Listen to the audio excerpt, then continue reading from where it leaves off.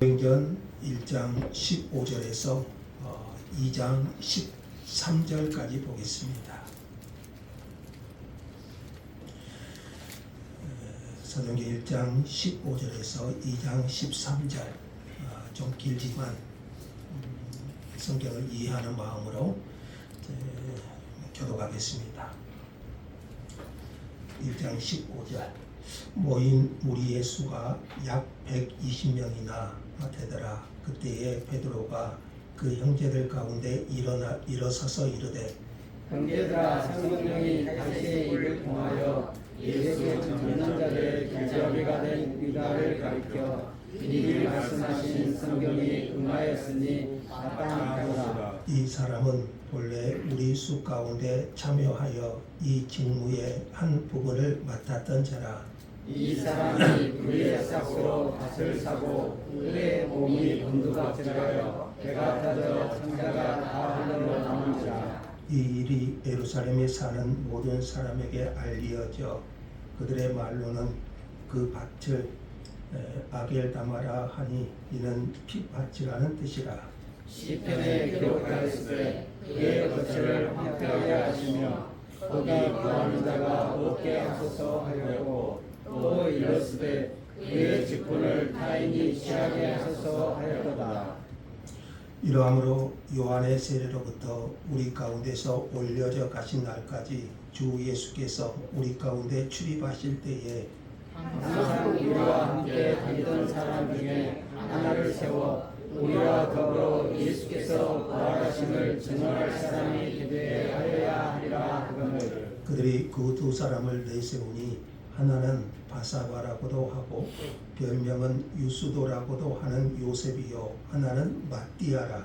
그들이 기도하여 이르되 두 사람의 마음을 아시는지요 이 두 사람 중에 누가 주님께 택하신가 하여 봉사와 및 사도의 직무를 대신할 자인지를 보이시옵소서.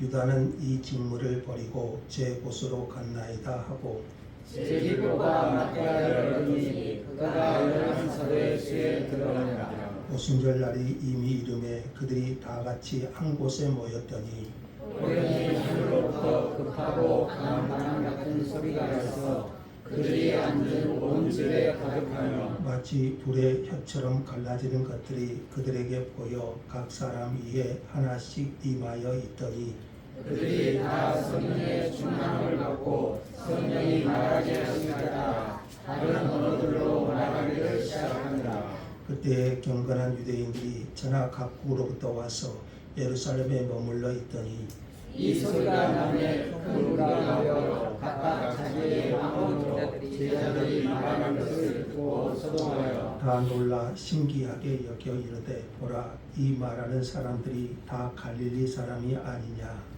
우리가 우리 각 사람이 남고 방언으로 듣게 되는 것이 어찌 되냐. 우리는 바데인과 메데인과 엘람인과 또 메소포타미와 유대와 갑바도기아 본도와 아시아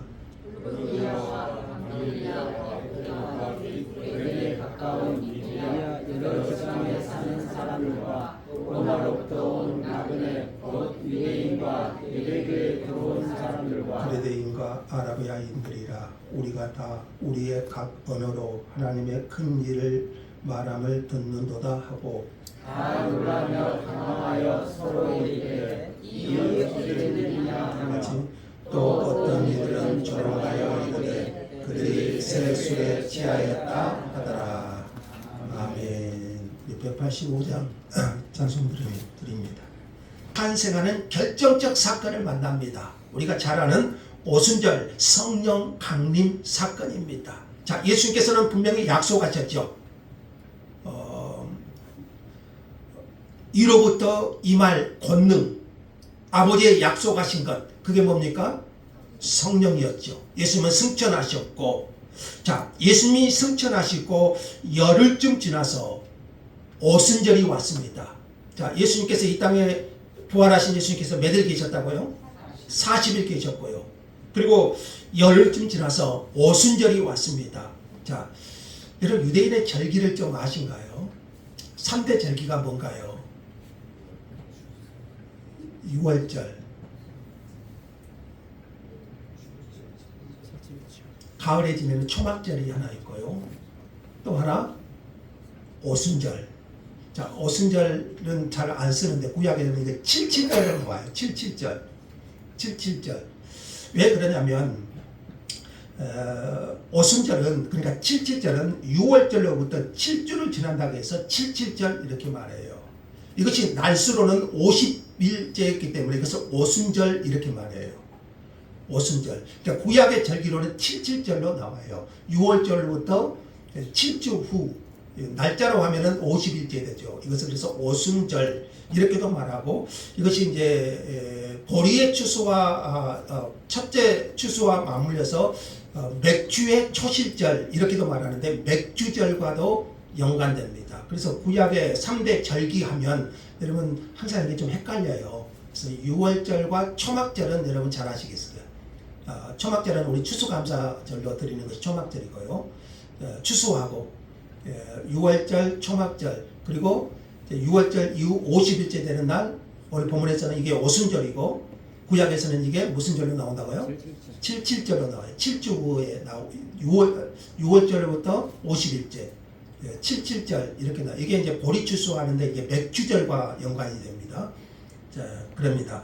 그래서 6월절, 초막절과 함께 유대인의 3대 절기이고, 그러면 예수님께서 부활하신 날로부터 몇 일째겠어요? 50일째가 되겠죠. 예수님께서 부활하신 후로 이제 50일째가 돼요. 40일 동안 계셨고 승천하신 후 10일 후니까요. 자, 그들이 다 같이 한 곳에 모여 있었다는 사실을 강조합니다. 다시 말하면은 이들은 흩어지지 않았고 이로부터 오는 능력, 즉 아버지께서 약속하신 것을 기다리며 한 곳에 모여 마음을 같이하여 뭐 했을까요? 오로지 기도에 힘썼습니다. 다 같이 한 곳에 모여 기도하고 있던 120명에게 어떤 일이 일어납니까?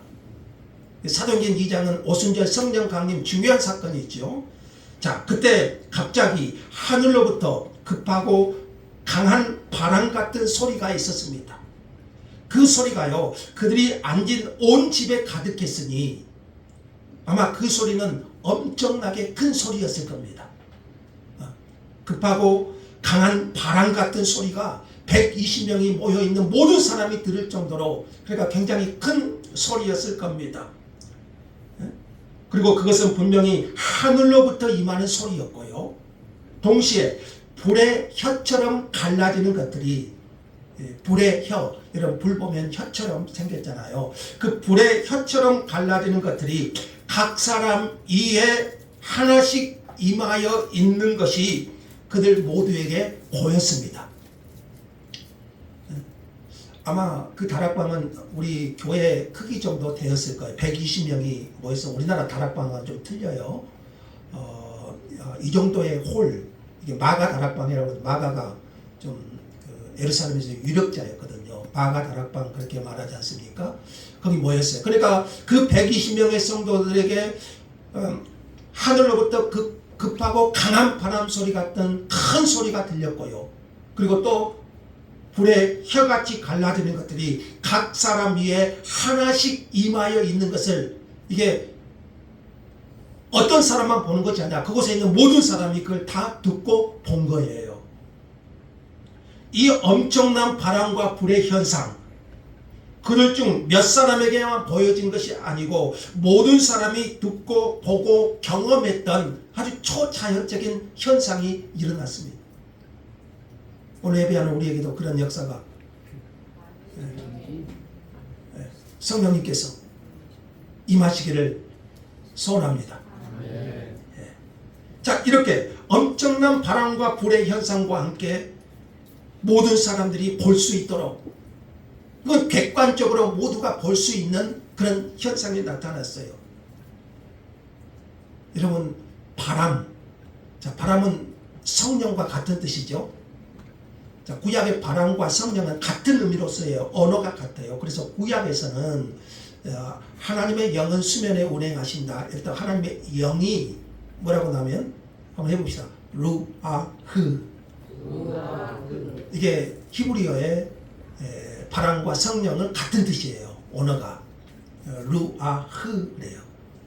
하나님의 영, 할 때 성령을 루아흐 그랬습니다. 신약 헬라어에서는 우리가 요한복음 3장에서 니고데모에게 성령을 바람에 비유해서 설명하지 않습니까? 그 바람이 뭐냐면 포뉴마 그랬습니다.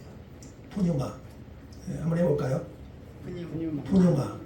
구약에서는 뭐라고요? 루아흐 그래요. 루아흐. 신약은 포뉴마. 이게 뭐냐면 성령 바람이라는 뜻이에요. 근데 성령과 바람의 언어의 뜻은 똑같아요. 자, 그러니까 바람은 성령님을 상징하는 단어예요. 자, 여러분 이 본문의 사건은 뭐가 생각납니까? 바람 같은 것이 불어왔어요. 이게 어디에서 나와요? 에스겔 골짜기. 에스겔 골짜기에서 마른 뼈들을 향해서 이렇게 말해요. 생기야 사방에서부터 와서 이 죽음을 당한 자에게 불어서 살아나게 하라. 성령의 바람이 불어서 이 에스겔 골짜기에 죽은 사람들이 살아나게 하라. 어떤 바람이 불어가지고요? 성령의 바람이 불어가지고. 여러분 성령의 바람이 불어서 오늘 우리의 영혼이 살아나게 하시기를 원합니다. 이 말씀을 생각나게 하잖아요. 그래서 그때 성령의 바람이 부르니까 죽은 뼈들이 생기가 되어 군대를 이루어요.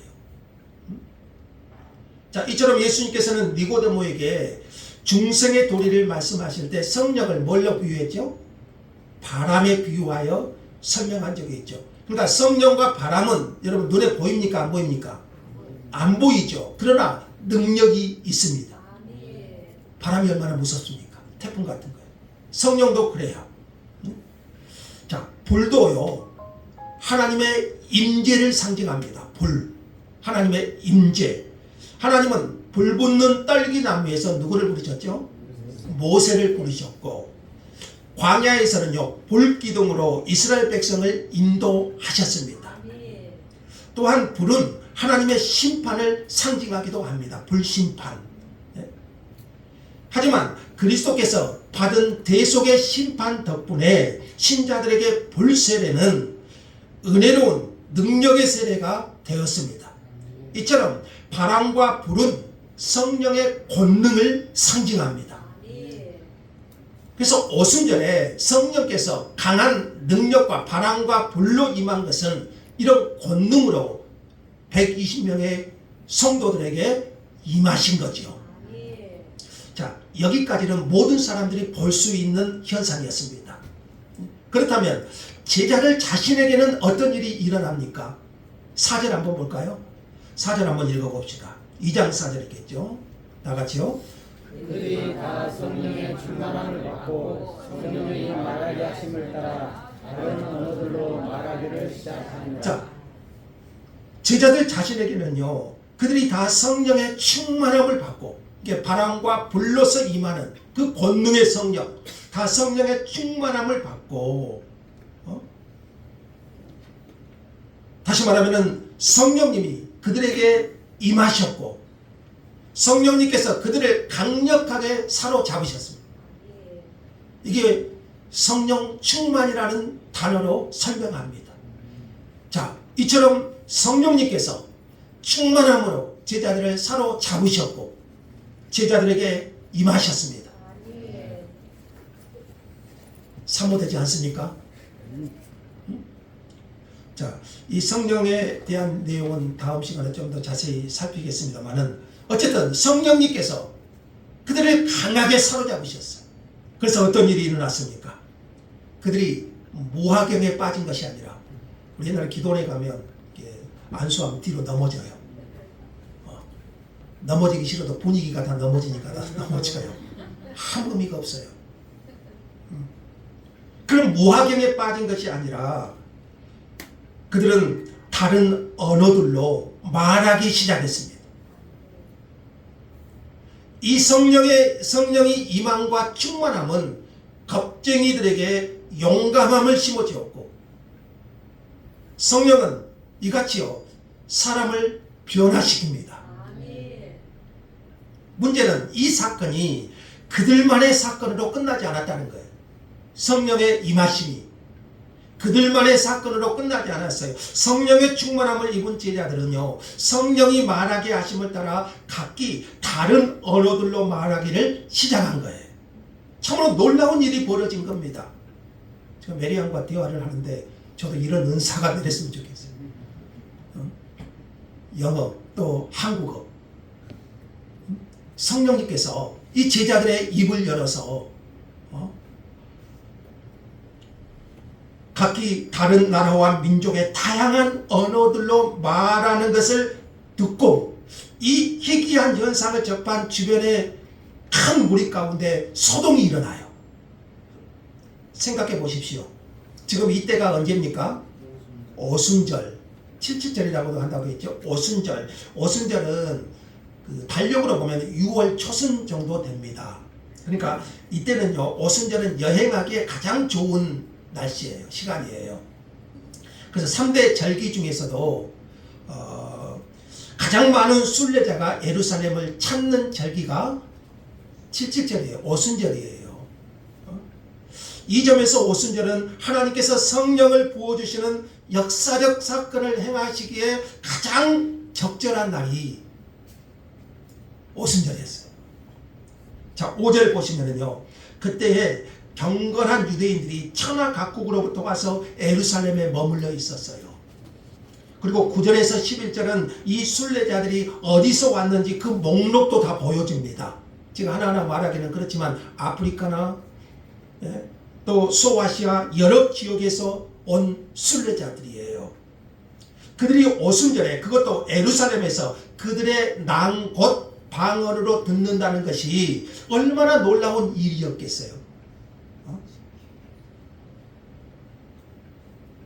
필리핀은 따갈로를 쓰는데요, 지금 따갈로가 여기서 선포되는 거예요.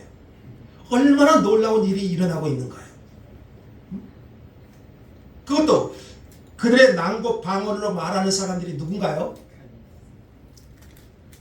갈릴리 촌놈들 아닙니까? 갈릴리 사람들 아닙니까? 제자들이 언제 애국어를 배웠습니까?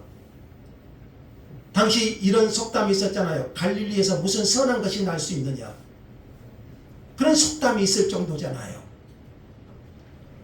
소동이 벌어집니다. 본문에 사람들의 반응이 자세히 기록되어 있는데요, 7절에 보니까요, 그래서 어땠어요? 다 놀라 신기하게 여겼고, 12절에 다 놀라며 당황합니다. 당황스러워요. 그들이 보기에도 이것은 이성적으로 설명이 불가능해요. 물론 이것은 제자들 자신들에게도 마찬가지였을 거예요. 자기들도 모르게 그런 말들이 나와요. 그러니까 그것을 듣고 있는 무리들 뿐만 아니라 제자들 자신들조차도 이건 이해가 되지 않았을 거예요.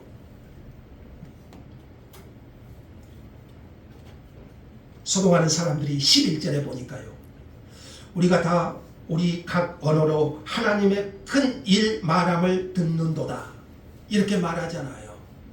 하지만 놀라는 반응만 있었던 것은 아닙니다. 언제나 그렇듯이 조롱하는 적대적인 사람들도 있습니다. 13절 한번 볼까요? 또 어떤 이들은 뭐하죠? 조롱하여 이르되 그들이 새 술에 취하였다. 언제나 이런 무리들이 있어요. 하나님의 역사에 놀라는 사람이 있는 반면에 하나님의 역사에 조롱하는 새 술에 취하였다, 이렇게 말하며 조롱하는 무리들이 있었던 거죠. 자, 이것이 오늘 본문의 내용입니다. 그래서 어쨌다는 겁니까?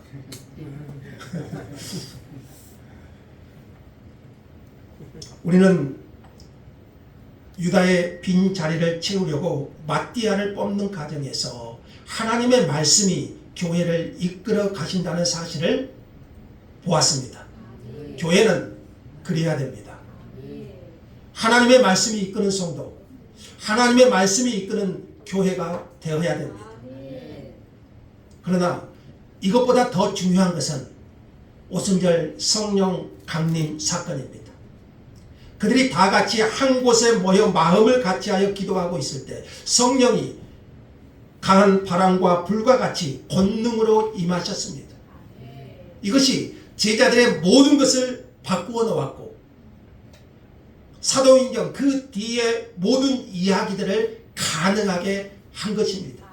그러니까 사도행전은 오순절 성령 강림 사건이 없이는 설명이 불가능해요. 오늘날도 마찬가지입니다. 성령의 일하심이 없이는 교회는 결코 성장할 수 없습니다. 성령님은 조용하게 각 사람 위에 오셔서 그들 안에 새 마음을 창조하시고 영적 분별력을 주시며 교회를 탄생시킬 수도 있었습니다. 물론 성령님은 그렇게도 일하십니다. 조용하게 각 사람에게 임하셔서 영적인 분별력을 주시고 교회를 탄생시킬 수 있었습니다. 그러나 오늘 본문에서 성령님은 그렇게 조용하게 오시는 것이 아니었고 순례자들로 가득 찬 예루살렘, 떠들썩하게 할 만한 기적들과 함께 오셨습니다. 왜 그러셨을까요? 교회는 몇 사람이 모여서 만든 결사체가 아닙니다. 그날 그 자리에 모여있던 120명의 무리들, 그리고 예루살렘에 와 있던 모든 순례자들, 그리고 오늘 이 말씀을 듣고 설교 듣는 오늘 우리들, 자, 교회는 이 모든 사람들에게 하나의 공동체임을 보여주신 겁니다. 우리는 이러한 공동체인 교회에 속한 자들입니다. 성령님이 부어주심으로 이렇게 신약 교회가 탄생합니다. 아무도 성령님이 교회 탄생시키신 교회를 죽일 수 없었고 이 교회 운동을 막을 수 없었습니다. 로마 황제도 공산혁명도 이 교회를 죽일 수 없었습니다. 왜 그렇습니까? 교회는 성령님이 오셔서 탄생시키신 공동체이기 때문이에요. 성령께서 탄생시키신 교회를 그 누구도 무너뜨릴 수 없었던 거예요. 그 수많은 권력자들이 교회를 말살하려고 했지만 오늘날까지 교회는 건재합니다. 왜 그렇습니까? 교회는 사람이 탄생한 것이 아니에요. 교회는 성령께서 오심으로써 탄생되었기 때문이에요. 오늘날도 성령님께서는 이렇게 당신의 교회를 이끌어 가시는 겁니다. 사도 바울은 교회를 이렇게 설명합니다.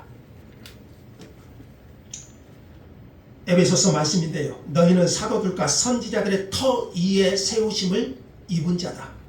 우리는요. 사도들과 선지자들의 터 위에 세우심을 입은 자다. 그리스도 예수께서 친히 모퉁이 돌이 되셨고요. 그 안에서 건물마다 서로 연결하여 주 안에서 성전이 되어 가고 너희도 성령 안에서 하나님의 거하실 처소가 되기 위하여 그리스도 예수 안에서 함께 지어져 가느니라. 교회를 설명한 거예요. 좀 어렵지만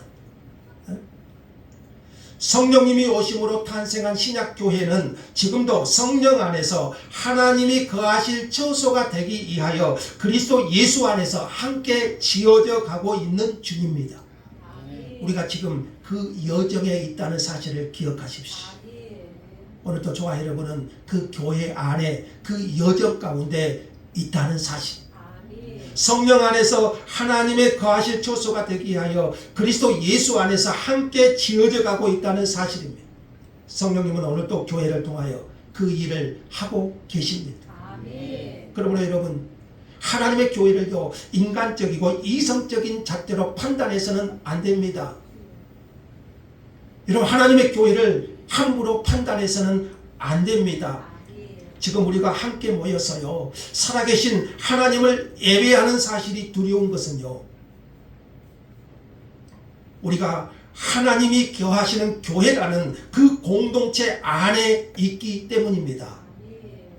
우리는 그 공동체인 교회에 속한 자들입니다. 하나님이 거하시는 교회 안에 있다는 것이 여러분 얼마나 복된 일입니까? 할렐루야. 우리는 하나님이 거하시는 그 교회에 속해 있다는 거예요. 이것이 얼마나 복된 일입니까? 자, 뿐만 아니라 하나만 더요. 애국어 방언이 천하 각국에서 온 사람들에게 들려졌다는 사실, 이것이 주는 메시지가 있습니다. 고대에 창세기 보면은 바벨탑 사건이 나오죠. 바벨탑을 쌓으려고 하는 자들을 하나님이 어떻게 하셨죠? 흩어버리셔요. 그리고 언어를 혼잡하게 하셔버려요. 성령님이 오셔서 신약 교회를 탄생시킨다는 오순절이었습니다. 오순절은 맥주의 초실절이라고도 말하는데 77절, 맥주절, 밀농사의 수확을 시작하고 감사를 드리는 날입니다. 이 날 새 시대의 영적 추수가 시작된 겁니다. 그날에 신도의 수가 3,000명이 더하여집니다. 2장 41절에 나오는데요. 하나님은 언어의 혼잡으로 흩어진 백성을 이제 교회를 통하여 모으기 시작하셨다는 것을 보여주십니다. 열방의 추수라는 교회의 사명이 시작된 것이죠. 흩으셨던 민족을 이제 그리스도 안에서 추수로 거두시는 모습을 보여준 거죠. 이제 우리는 이렇게 탄생한 교회가 어떻게 자신의 정체성에 걸맞는 사명을 수행했는지를 보게 될 것입니다. 주께서 보여주실 것을 기대합시다. 사도행전을 통해서. 그리고 성령님께서 만들어 가실 교회를 기대하십시다. 오늘도 교회를 탄생시키고 여전히 그 교회 이에 계시고 교회를 세워가시는 성령님의 은혜를 구합니다. 교회를 통하여 이루실 성령님의 크고 놀라운 일을 기대하십시다. 교회는 오늘도 성령님께서 이끌어 가십니다. 하나님 감사합니다. 우리 교회가 하나님의